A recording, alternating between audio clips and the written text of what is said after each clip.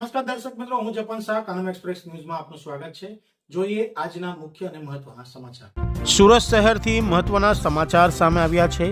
સુરત શહેરમાં ખોખો ઇન્ડિયા નામની સંસ્થા દ્વારા ખોખો ટુર્નામેન્ટનું આયોજન કરવામાં આવ્યું છે, પરંતુ આ આયોજનમાં અંદાજિત 800 જેટલા વિદ્યાર્થીઓએ ભાગ લીધો છે અને આ આયોજનમાં દરેક વિદ્યાર્થી પાસે 3,000 રૂપિયા લેવામાં આવ્યા હોય તેવું વિદ્યાર્થીઓ દ્વારા જ જણાવવામાં આવ્યું છે।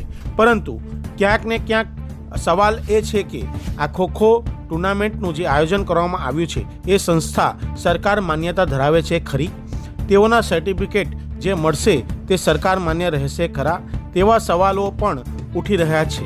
ત્યારે અહીં 3,000 રૂપિયા લેવાની વાતને ખોખો ટુર્નામેન્ટના સંચાલક સુરેશ શર્માએ નકાર્યું હતું કે અમે કોઈની પાસે પૈસા લેતા નથી।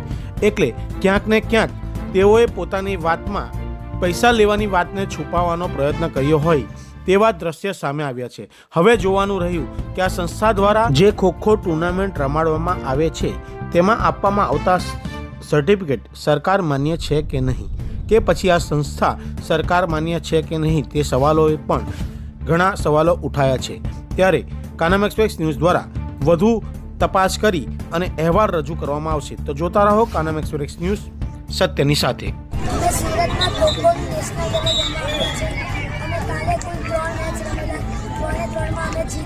તમે બધા છોકરાએ કેટલા પૈસા ભર્યા છે? અને તમે જે અત્યારે કેટલી મેચ રમ્યા?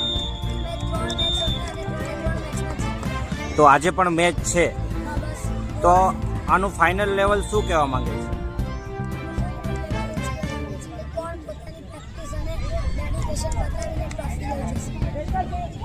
ખોખો ઇન્ડિયામાં જે સુરતમાં રમાઈ રહી છે તેમાં એક ખોખો રમવા જે ગુજરાતની છોકરી આવેલી હતી તેને એક સવાલ પૂછવામાં આવ્યો હતો કે ખોખો તમારી પાસે ખોખો રમવા આવો છો તેના કેટલા પૈસા લે છે? તો પણ એક સાહેબ જે તમે દ્રશ્યમાં જોઈ રહ્યા છો તે સાહેબે એને એવું જણાવી રહ્યું હતું કે સાહેબ કોઈને કહેવાનું નહીં કે તમે કેટલા પૈસા આપો છો, શું છે શું નહીં।